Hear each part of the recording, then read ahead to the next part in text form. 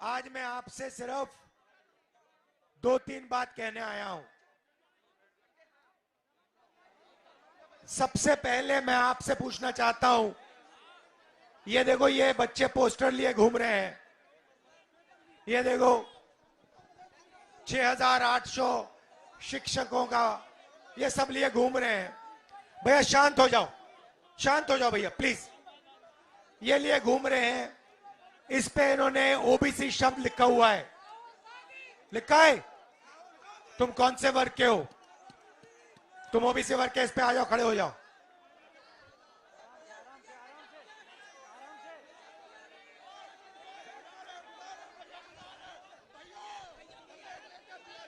आप शांत हो जाएं 1 मिनट, मुझे काम करने दीजिए। आपका नाम क्या है भाई? सर मेरा नाम अमित मौर्य है। ये जो कागज है अपना उठा के दिखाओ इन लोगों को।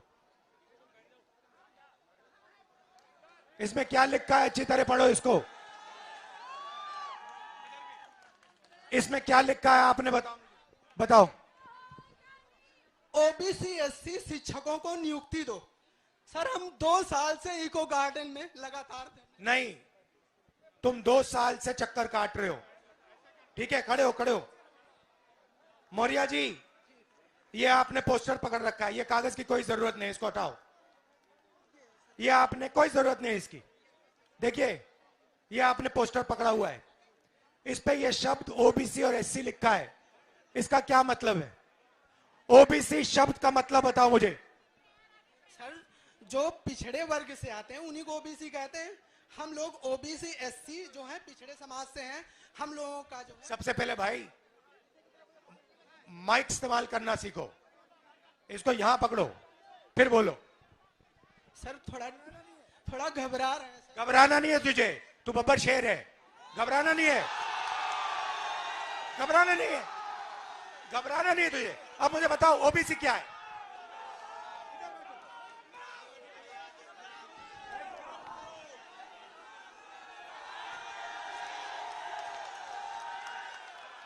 बताओ ओबीसी क्या, बताओ। आपको नहीं घबराना, ओबीसी क्या है मुझे बताओ।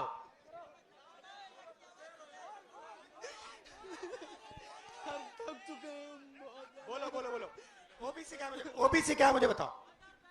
रिलैक्स करो, शांत हो जाओ। ओबीसी का मतलब other backward caste. Other backward caste. भाई ओबीसी की आबादी हिंदुस्तान में कितनी है ये बताओ। सबको मिला के ओबीसी एससी मिला के लगभग 85% है। सबको मिला के इसकी आबादी, इस बब्बर शेर की आबादी 50% है। बात समझ आई? इसकी आबादी 50% है। ये कागज फिर से दिखाओ मुझे। नहीं, दूसरा वाला, नीला वाला, ये पकड़ो। इस पे दूसरा शब्द क्या लिखा है? ये क्या लिखा है? एससी। जोर से। SC schedule caste. Schedule caste की आबादी कितनी? वो भी 15%। क्या? 15%। 50 और 15 कितना? 75, 65, 65। 8% आदिवासियों की है। 65 और 8 कितना हुआ? बोलो। 72। तो ये सुनो सुनो, इसकी आबादी 73% है। ये पोस्टर लिए घूम रहा है और ये रो रहा है। ये क्यों रो रहा है? ये क्यों रो रहा है? ये इसलिए रो रहा है क्योंकि ये पिछड़ी जात का है। ये इसलिए रो रहा है क्योंकि इस देश में इसके लिए कोई भविष्य नहीं है। सही बात बोली मैंने? इसका कोई भविष्य नहीं है और हमारा काम 73% का काम इसके लिए भविष्य बनाने का है। इस देश में दलित, पिछड़े, आदिवासी 24 घंटा दबाए जाते हैं, उन पे थूका जाता है, उनको धमकाया जाता है, उनके रास्ते बंद किए जाते हैं। ये सच्चाई है देश की। मैं आपसे पूछता हूं, 200 सबसे, आपसे पूछूंगा मौर्य जी, 200 सबसे बड़ी कंपनियां हिंदुस्तान में, अदानी वाली, अंबानी वाली, टाटा वाली, बिरला वाली, सुने होंगे नाम आपने। आगे पीछे देखो, नाम दिख जाएंगे। मुझे बताओ मौर्य जी, इन 200 कंपनियों के मालिकों की लिस्ट में मौर्य जात के कितने लोग हैं बताओ। कोई नहीं है सर। भाई और बहनों, मौर्य जात का कोई नहीं है। चलो बताओ भैया, यादव कितने? कोई नहीं है। बताओ पासी कितने? कोई नहीं है सर। जाटव कितने? कोई नहीं है। आदिवासी कितने? कोई नहीं है सर। कुर्मी कितने? कोई नहीं है सर। लोधी कितने? कोई नहीं है। भाई और बहनों, 50% आपकी आबादी है। 200 सबसे बड़ी कंपनियों के मालिक में ना एक ओबीसी, ना दलित, ना एक आदिवासी।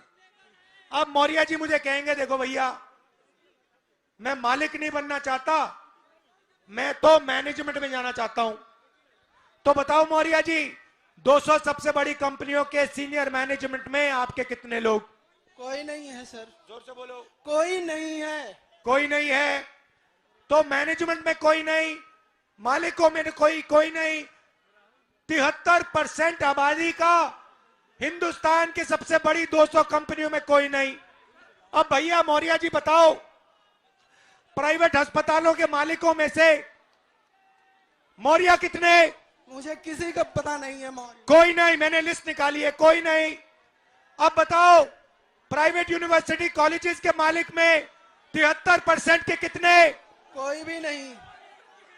अच्छा बताओ, हाई कोर्ट में 650 हाई कोर्ट जज हैं, उनमें से बता दो मौर्य कितने? एक भी नहीं है। मुझे बताओ मौर्य जी, ये मीडिया वाले चक्कर काट रहे हैं, इनके मालिकों में से मौर्य कितने? कोई भी नहीं है। ओबीसी कितने? कोई भी नहीं है। दलित कितने? कोई भी नहीं है। पिछड़े कितने? कोई भी नहीं है। अब बताओ, मीडिया में कोई नहीं, सबसे बड़ी कंपनियों में कोई नहीं, तुम कोर्ट्स में कोई नहीं, तो मौर्य जी तेरे आदमी हैं कहां? कहीं नहीं है सर। तेरे आदमी मजदूरी करने देश में। मनरेगा की लिस्ट निकालो, ओबीसी दिखेंगे, दलित दिखेंगे, आदिवासी दिखेंगे। कॉन्ट्रैक्ट लेबर की लिस्ट निकालो, ओबीसी दिखेंगे, आदिवासी दिखेंगे, दलित निकलेंगे। अब सुनो, अब मैं आपको बताता हूं, तुम लोग ये कागज लिए बैठे हो ना, पेपर लीक वाले, चलो जरा आनंद मौर्य, मौर्य जी बैठे रहो। मौर्य नीचे नहीं बैठना, ऊपर बैठना है। अब मौर्य जी, अब मैं आपको बताता हूं ये पेपर लीक में क्या हो रहा है। बात समझनी है आप लोगों को? समझनी है? अब 73% ने, 73% कौन है? दलित, आदिवासी, पिछड़े।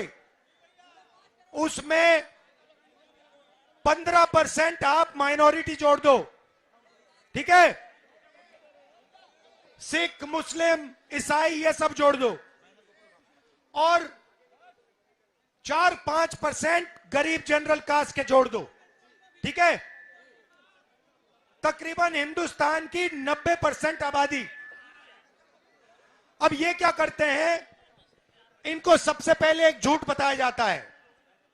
छोटे छोटे बच्चे पैदा होते हैं, इतने बड़े, उनको कहा जाता है बेटा तू अगर पढ़ाई करेगा, आजा बेटा तू अगर पढ़ाई करेगा, आईएएस में, आईपीएस में, रेलवे में, इधर उधर नौकरी मिलेगी। ठहर जाओ ठहर जाओ ठहर जाओ ठहर जाओ, सुनो। उसको कहा जाता है, इतने बड़े बच्चे को कहा जाता है बेटा तू पढ़ ले, तेरे बाप के जेब में से 5-6 लाख रुपए निकालकर प्राइवेट कॉलेज में डाल दे, प्राइवेट यूनिवर्सिटी में डाल दे, कोचिंग सेंटर में डाल दे, और फिर तुझे आईएएस आईपीएस, वो देखो बीजेपी वाले झंडा उठाएं। हेलो हेलो,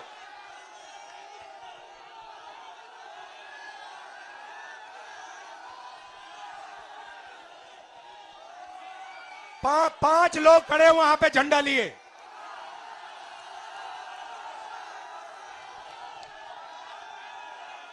वो देखो झंडा भी डाउन कर दिया। तो उनको कहा जाता है बेटा बड़े होके आईएएस में जाओगे, पुलिस में जाओगे, इधर उधर जाओगे। आप 5 लाख 10 लाख रुपए डालते हो और फिर क्या होता है, आपका पेपर लीक हो जाता है और वही 2-3-5% लोगों को % मार्क्स मिल जाते बिना कोई काम किए। आप देखते रह जाते हो। भाई और बहनों, आप पिछड़े हो, आप दलित हो, आदिवासी हो, आपका काम सड़कों पे लिए ऐसे पोस्टर लिए घूमने का है। ये आपका काम है। आपका इस देश में और कोई काम नहीं बचा। ये आपका भविष्य। मैं वाराणसी गया, वाराणसी में देखा मैंने, रात को बाजा बज रहा है। ठहर जा, बाजा बज रहा है। वहां पे शराब पिए सड़क पे लेटते हुए बाजा बज रहा है। यूपी का भविष्य रात को शराब पिए नाच रहा है, डांस कर रहा है नशे में। दूसरी तरफ राम मंदिर खुलता है। राम मंदिर में आपको नरेंद्र मोदी दिखेगा, आपको अंबानी दिखेगा, आपको अदानी दिखेगा, आपको हिंदुस्तान के सबसे अरबपति दिखेंगे। आपको एक पिछड़ा नहीं दिखेगा, आपको एक दलित नहीं दिखेगा, आपको एक आदिवासी नहीं दिखेगा। क्यों नहीं? ये वो आपकी जगह नहीं भाई और बहनों। आपकी जगह सड़कों पे भीख मांगने की है। आपका काम हिंदुस्तान में सड़क पे जाकर ऐसे पोस्टर दिखाने का है। और उनका काम, उनका कुछ नहीं होगा भैया, उनका काम पैसा गिनने का है। आपके बच्चे जीएसटी देते हैं, आप जीएसटी देते हो। मीडिया के आप, नाम क्या आपका? हाँ, आप शिव प्रसाद जी हैं। आपके मालिक का क्या नाम है? आपके मालिक का क्या नाम है? क्या नाम है? नाम बताओ, नाम बताओ। ओए मारो मत यार, मारो मत उसको। मारना नहीं है, मारना नहीं है। नाम बताओ उसका। वो ओबीसी है? नहीं। वो दलित है? नहीं। वो आदिवासी है? नहीं। अरबपति है वो। आपने कभी भैया उसको मारो मत बेचारे को। भैया आप आ जाओ यहां, आ जाओ, आ जाओ। डरना नहीं है, इसको बुलाओ। आ जाओ, आ जाओ, आ जाओ। मारना नहीं है इसको। आओ इधर, इधर आओ भाई, इधर लाओ इसको। आ जाओ, आप रिलैक्स करो, रिलैक्स करो। यहां आ जाओ बस शांति से। भैया शांति से यहां आ जाओ, बस बैठ जाओ, कोई प्रॉब्लम नहीं है। इनके जो मालिक हैं, अरबपति हैं, ये किसानों की कभी बात, बैठो बैठो, ये किसानों की कभी बात नहीं करेंगे। ये दलितों की, पिछड़ों की कभी बात नहीं करेंगे। ये अपने अखबार में ऐसा कभी नहीं दिखाएंगे। ये हिंदुस्तान का भविष्य है, ये है। इसको देखो अच्छी तरह। पेपर लीक, बेरोजगारी, महंगाई, ये आपका भविष्य है। और दूसरी तरफ 24 घंटा आपका ध्यान इधर उधर करते रहते हैं। इधर देखो, उधर देखो। भाई और बहनों, आपकी 73% आबादी है। क्रांतिकारी कदम लेना है आपको। मैं बता देता हूं क्या है। जाति जनगणना, सबसे पहले आपको पता लगाना है आपकी आबादी कितनी। उसके बाद इस देश का जो धन है किसके हाथों में, वो आपको पता लगाना है। आपको सुबह उठना है, कहना है भारत माता का कितना धन मेरे जेब में आया। अदानी उठता है सुबह और कहता है आज मैंने सोचना है, मैंने देखना है सोने की चिड़िया का कितना पैसा मेरे जेब में आया। यही सवाल आप सबको अपने आप से हर रोज पूछना पड़ेगा।